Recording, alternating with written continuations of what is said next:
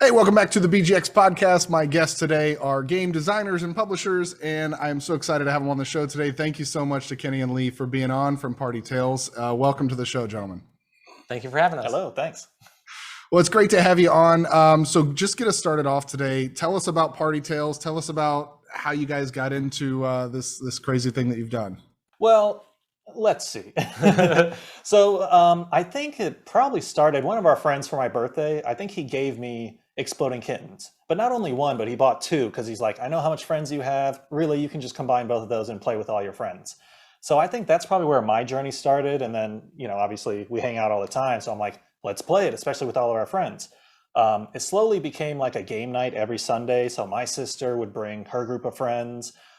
We have our own friends that came and kind of cycled through. So it was usually a party game scene. So we went through the Cards Against Humanities, Exploding Kittens, unicorns, Unstable Attack, Organ Attack. So a lot of take that, but then those other like judge the player judge games. Yeah, player judge games. So went through those, and then not only that, when we weren't doing that, maybe Friday nights, Saturday nights, we'd go downtown, try different beers and stuff. We have a lot of breweries in Tampa, so I think Cigar City is probably the biggest one with their High Lie IPA. Yeah, and Cigar City was actually where we came up with the idea for Party Tales. We were there with our significant others, and we were just sitting around going, oh, we really like playing these games. But so Lee and I both like to drink, we like to party and hang out, but his wife doesn't, and my girlfriend at the time, doesn't either. So we're like, how can we have a game where everyone can play and drink and party without actually drinking and partying? So that was the initial idea. Let's create a game where you're giving people drinks and they're getting drunk without actually having the drink. So it's a drinking game without drinking. And so from there we went on and created, and we decided to make, let's make it animals instead of people and make it a little bit more fun and cutesy theme.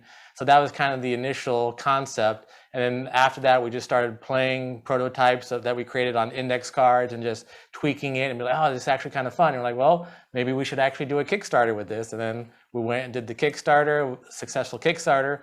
And then right when we were getting our delivery for the Kickstarter, we're getting our shipment in, is when the pandemic started. Yeah. So we were sort of like, well, we can't go to conventions and promote it. We can't do in-person stuff. We have to do all online digital stuff. So that's sort of where the channel came from. So first came the game, and then came the channel.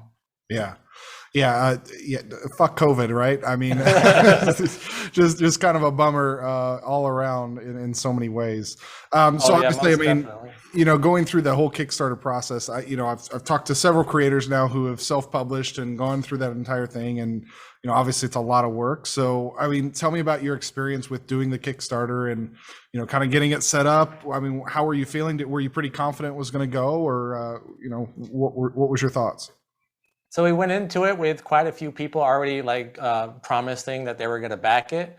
A lot of them were our friends and acquaintances and things like that, which when you're doing your first game and your first Kickstarter, you really have to go in with that. You kind of go, hey, you need a list. Even if you don't have friends, you still need an email list, like 100 people long or something, to say, hey, our game is available. You need to go back it so that we can build some momentum and actually get this thing funded.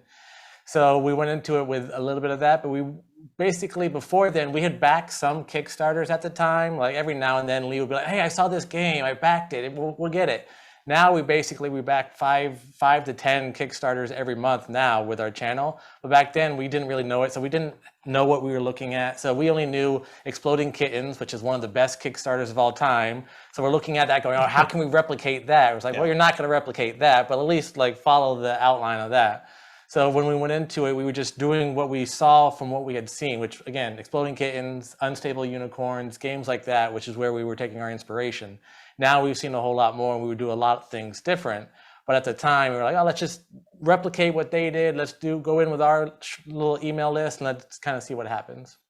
Yeah, and so like my background, right? I'm not marketing or anything like that. So it's like, oh, Kickstarter. Okay, well, I like that graphic. That looks really cool and resonates with me. Let's consider adding that type of graphic to our Kickstarter. Or let's think about doing this. So kind of piecing together things that I might like or my wife Teresa might like, and then just bouncing it off each other to see what we can do to make it good.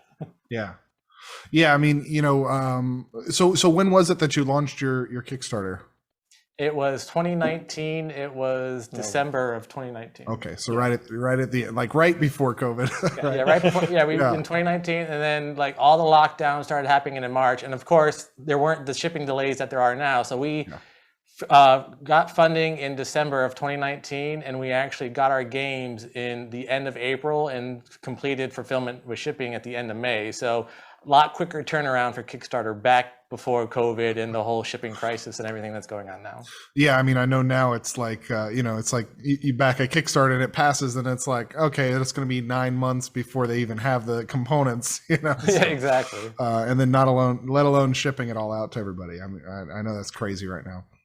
Well, that's awesome. So, successful Kickstarter launch, and then, kind of talk to me about the aftermath. I mean, now COVID and everything's locked down, and as you said, you have to kind of go digital. What was the position of the company, or how did you decide on, what to do as far as going digital and kind of getting guerrilla with your marketing? So we were in the middle of the pandemic. We're like, oh, well, we can't do any in-person stuff, which is everything we had planned. We're like, okay, once we get our games, we're gonna go out, do all this stuff in person. That's the whole idea. It's a party atmosphere game. The game is called Party Tales. You got to get together as friends and play together. And then when COVID happened, we're like, well, let's try doing a tabletop version. Maybe people can play online. And we're like, it's still, you don't get that party atmosphere. So we're like, how else can we connect with the board gaming community? It's like, well, we don't want to always just be posting, here's a picture of Party Tales, here's a picture of our cards, buy our game, buy our games. So we're like, well, let's just start talking about other games that we enjoy and start playing some and just start talking about them online. And we started with our Instagram. And then from that, we're like, hey, we actually have a lot more to say. Let's try doing some videos. And that became the Party Tales channel that we have on YouTube, where we unbox and play games and review games on our YouTube channel.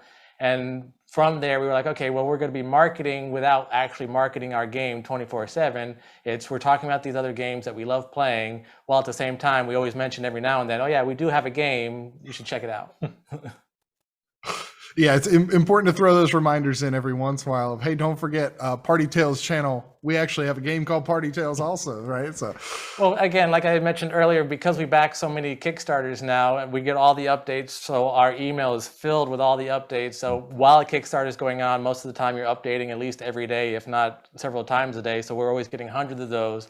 But then afterwards, it's like, okay, well, we backed one Kickstarter, and then they're launching another one, and then they're sending us, because we're all on the email list now, so we get all these things. We're like, stop bombarding us with emails. We get it. You have a game. We know it's there. So we didn't want to do that. We were like, we want to be part of the board gaming community because we love it so much. So we want to talk about games. And yeah, we don't want you to forget that we do have a game, but at the same time, that's not what we want to talk about all the time. We want to talk about the games that we love and what we love playing and what we're doing right now when we're playing games. Yeah. No, that's awesome. Well, so talk to me about how you got into gaming in the first place. I mean, I know you mentioned Exploding Kittens, Lee, but Kenny, what about for you? How did you kind of get into the hobby in the first place? I started young. I'm sure you probably played games when you were a kid too, right? Yeah. So I mean, most people play games like Monopoly and Clue, but I remember we played Clue a lot when I was a kid. We had Simpsons Clue, Alfred Hitchcock Clue. We had all the different Clues, regular Clue. I think there was a Disney Clue or something, like all the versions of Clue. Even though at the time they were all the same exact game, it's still the different IP that was there. So I used to love playing that all the time with my mom, and we would always watch like murder mysteries and stuff like that, like Charlie Chan and those kind of things. So yeah. I was big into that. So Clue was a big one for me growing up. Yeah, I didn't play Clue until recently. Yeah, but those other ones, Mousetrap, Operation, just video games. I like just games in general, how they draw us in, they're an escape. It's escapism and everything, but they draw us in. They give us an opportunity to be the knight or the tank or the whatever it might be. I mean, now we're just seeing new abstract stuff, right? Where it's like, oh, I'm a flower, or oh, I'm a path now. like okay, let me wrap my head around this. I'm a path. Be the path.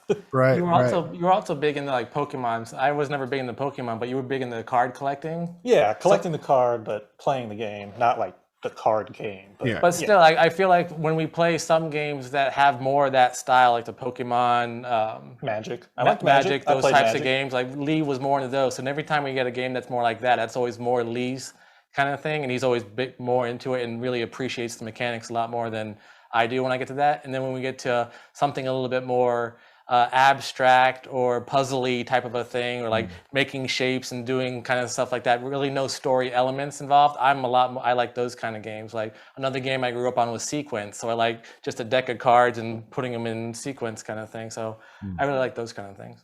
Yeah. So, I mean, you guys have played a ton of games now and obviously reviewed a ton of games. What are some of your favorite publishers or artists? I mean, who's putting out really great games other than Party Tales? Who's putting out some great games right now? Well, you know, all ad nauseum, I think Keymaster, they're awesome. People probably get tired of us. They probably think that they pay us, and honestly, they haven't given us anything for free other than an interview. They don't, like, we just love Parks that much. Like, we really don't have any kind of connection to Keymaster games. They just do a really good job with most of their games that they do. Pandasaurus. Pandasaurus. I would say that's probably my like top two that I just love. Like they're Stonemaier. Oh yeah, Stonemaier. Can't forget Wingspan. Yeah, so definitely those would be, if we had to list the top three, it'd probably be Keymaster, Pandasaurus, Stonemaier for the publishers that we like. Yeah. And what about artists or designers specifically? I mean, are there any upcoming names that you're seeing on maybe Kickstarter or elsewhere that you're saying, you know, this person might hit it big? You know, we don't really track the artists as much as we should. Take a look at them. I know that every now and then we'll see some that are the same artists from other games.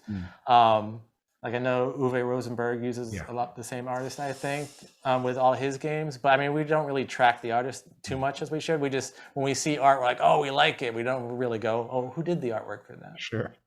Yeah, you know, that's on me. I feel like it's one of those when you're like, oh, have you heard of like this actor? And it's like, no. like now I'm learning actors more, but now there's this whole world of like, okay, there's these game makers, there's these artists, they're awesome. And I'll look at it and be like, oh yeah, I like Jamie Stegmaier. Yeah. You know, I like his game, so I know Jamie. And then, but it's funny because we went to our local like Tampa Gaming Guild, and they're throwing out all these like designer, like, oh, you know, this game designer, like, you know, you would think that they're their best friend. Like, oh yeah, you know, John did that. John's so good. John's crazy. He's like, yeah, he's awesome. And I'm like, so do you guys know John? Which one is John again? Yeah. John who? Or like they'll go by the last name, you know, like it's military. Like, oh man, like Ubermeyer's awesome. Or, you know, like, not that that's a person, but you know what I mean. Yeah. I mean, it's almost like talking with cinemaphiles where they're like, you know, throwing out all these obscure actors and like, oh, they co-starred in that. I'm like, okay, I'll take your word for it, right? Or like directors, or you know, right. Probably do like same kind of thing. Yeah. Before we got into board games, because I went to film school at UCF, so before we got into board games, I like movies was the thing. So whenever Lee's like, "Oh, did you see this movie?" I'll be like, "Yeah, I saw the movie," and then start going through the credits on the movie. He's like, "I didn't. I saw the movie, Kenny. I don't know who did it." Right. So what about some favorite mechanics? I mean, I know you mentioned kind of, you know, card deck building and puzzling, but what are some favorite mechanics that have come out maybe in the last couple of years that you're seeing that are unique or different? Because obviously I've seen a lot of them coming out, you know. Hot take is I love worker placement. I know that right now everyone's, oh, worker placement is so overrated and so overused right now, but I mean, there's a reason that it is, and it's such a nice way of incorporating strategy into a game while eliminating a lot of luck of the draw. I mean, if there's worker drafting and you got to play it and you have other players that are stealing your locations, that's one thing with the luck mechanic. But with the true nice Euro game, nice worker placement, you get a lot more strategy, a lot less luck of the draw. Like, I like a lot of mechanics. It's hard to go through exactly all the ones that I want to go through. But what I would definitely say is the only thing I don't like are when it's purely luck, like roll of the dice, like, yeah, Yahtzee's okay, and I hate using Yahtzee, like the classic game is whatever, but something where literally all you're doing is rolling the dice and that is the game, that's the only kind of mechanic I don't like. But other than that, most mechanics are pretty fun. Yeah, I'm trying to think if one came out recently where I'm just like, oh, that's new. Because, you know, once again, we're as we play the more heavyweight games or middleweight heavyweight games, I'm learning too. I'm like, oh, this is a pattern thing, or oh, this is a draft. What's it? Polyominoes. Yeah, with New York Zoo. With oh, this is called a polyomino. You know, we're like, oh, that's cool. So Well, I guess the polyominoes I kind of like with New York Zoo. That's a good little mechanic. Mhm. As far as like mechanics that I love no matter what, if a game has that, then I'll probably look into it more. Probably Hidden Identity, just because I like playing with a group, a lot of people, and liar. So that's probably, take that, and Hidden Identities are probably like my two favorite types of games or mechanics that are in there. Yeah, that's another hot take. A lot of people don't like to take that, but we definitely like take that games. Yeah. I recently played Secret Hitler for the first time, which was a lot of fun, and I love that I think it's up to 14 players if I'm not mistaken. It's definitely a lot of players. Yeah, it can handle a lot of players. I was really surprised. I was like, normally, social deduction, like this kind of game doesn't do well when you get too many people involved. It's too easy, but I was pretty impressed. I think we played with 10 when I played, and I was like, this is pretty good, One thing I really like about Secret Hitler is I like hidden identity games where you have to do something more than just guess the hidden identity. Yeah. Like with Secret Hitler, you're voting, and then you have the cards that you're choosing for the legislation, and one player chooses one and the other two. Like you have to do stuff. It's not just, oh, you have a secret roll and let's everyone close your eyes and like look at a card and then open your eyes, and then for 3 minutes you're just talking and negotiating. That's fun. I like that, but I like it when you have to do something. Secret Hitler or Donner Dinner Party, or what was the other one that we played recently that had a good hidden identity? Bang also has that. Bang in there too. Bang was probably the first one we played. Yeah, Bang. We played that before. My friend Andrea introduced us to Bang like 6 or 7 years ago, before we even thought about it. And when we started our channel, we were like, oh yeah, we got to go back and play Bang. Remember that game? We all liked it. So we finally reviewed that again recently, and it still holds up. I really enjoy that game. Yeah, that's an easy one to pull out. It takes maybe a few minutes to kind of explain how the weapon mechanic works, right? I've found that's the hardest part for people to grab onto. Oh yeah, you can't shoot someone if they're 2 away. Yeah. Right, like I'm on a Mustang and I'm 2 away from you, so that means that you see me at 3. Like that takes a minute, but once they've got that part, I think the rest of it flows pretty easy. Some of the iconography, like it just takes a minute to like, what does that mean again? Oh yeah, like you reference that card a lot when you're first learning the game, I'd say. Yeah, and so the hidden identity factor is part of the game, but you're still playing the game and like involved with it. It's not just about figuring out who each other is; it's also doing stuff. So I really like that in a mechanic with the hidden identity.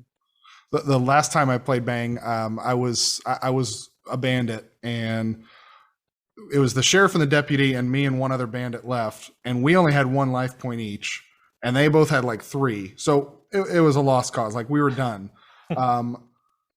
But I shot the other bandit because I got a bounty for it. And then I convinced the sheriff that I was also a deputy and the other deputy was a bandit, because why would I shoot the bandit?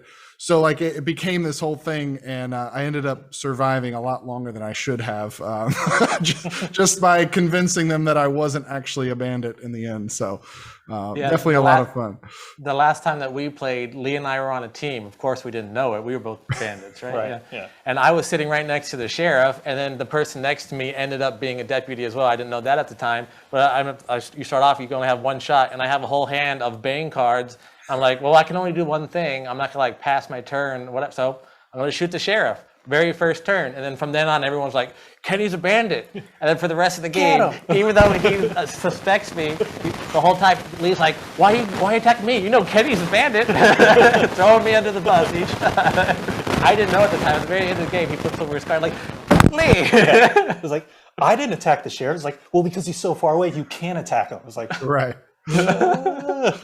yeah, that's the good one to use. It's like, oh, they were too far. Remember, I didn't shoot them because they were too far. Yeah, that's always a good one. Well, I mean, talk to me about where you're playing now. I mean, you're still playing with your Sunday group? Do you have like how regularly are you guys playing games? So we definitely play once a week. Sometimes it's Friday, sometimes it's Saturday. So during the pandemic, it started off just the 4 of us: Lee's wife, my wife, and the 2 of us. And then about halfway through, my cousin moved back to Florida, and he started playing with us. And then his wife started playing with us, and now Lee's brother is playing with us. So we have a rotating group of up to like 6 people, but usually it's 4 or 5 on a night. But then now that things are starting to ease up a little bit more, I mean, it's Florida, so things have kind of been all over the place anyway, but easing up enough that we feel comfortable going out. We started going to the Tampa Gaming Guild, which is a group that gets a lot of board gamers in the Tampa Bay area together. That's been a lot of fun. We've already learned a few new games that we want to bring to the channel on there. So, I mean, before that, we played a lot at your apartment. Yeah. Like way before that, we played a lot at your apartment.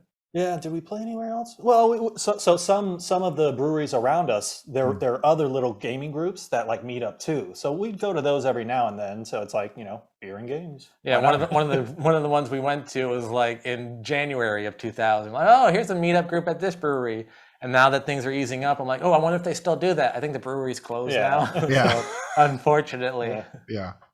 Yeah, breweries did not fare well, even here in Florida, where you know, whether COVID exists is, I guess, a matter of opinion. But yeah, like all the breweries around us were making hand sanitizer at the very start of it or whatever, and now they're all back to beer. And like some of them, obviously Cigar City and Three Daughters, and some of the bigger ones have survived. But yeah, some of the smaller ones that we used to go out and like check out every now and then have kind of gone by the wayside. But there's still quite a few in the St. Pete area. Yeah, they'll bounce back. It's always you know, I love that about Florida. It's big for, you know, craft beer, you know, and craft liquor. There's a lot of breweries and distilleries around here, so it's awesome. The hospitality industry in general, restaurants, fast casual, fast food restaurants between Orlando and Tampa, like half of the chain restaurants you'd think of have started in Orlando or Tampa. That's right. So between that and then all the breweries and everything too. Yeah, so Florida's a good testing ground. Maybe it's because it's such a melting pot of people visiting from all over the world or all over the country. Yeah, it's good to test it. Well, if it works in Orlando, it's got to work. Well, I think also, you know, just the talent in Orlando from Disney and, you know, all the hospitality focus in Orlando with the theme parks and even Tampa, you know, with all the theme parks and everything. I think there's just a high level of hospitality driven professionals and, you know, better quality talent. It's easier to get things like that started, you know. Exactly. So awesome. Well, guys, if somebody wants to pick up a copy of Party Tales or find your channels, where should they be looking? Where can they find more about you? Well, definitely, if you want to pick up a copy of Party Tales, it's on Amazon. Just look for Party Tales on Amazon. And then obviously check out our YouTube channel. That's where we post at least 2 videos a week. We're going to start doing 3 or 4 in the next few months once we kind of get more of a system going in place. And then, of course, our Instagram is @PartyTales and on Facebook. And then we have a website too. So if you're having trouble on Amazon, just go to our website. Yeah, if you can't find it for whatever reason on Amazon, because Amazon's always changing their algorithm and doing stuff on our website, partytales.com. If you click there, there'll be a link directly to the page to buy the game. Perfect. All right. Well, make sure you check it out. Guys, thank you so much, Kenny and Lee, for being on today. It was an absolute pleasure to have you. Really appreciate it. And look forward to meeting up sometime soon, hopefully. Thank you for having us. Thanks, Phil. Appreciate it. All right. See ya.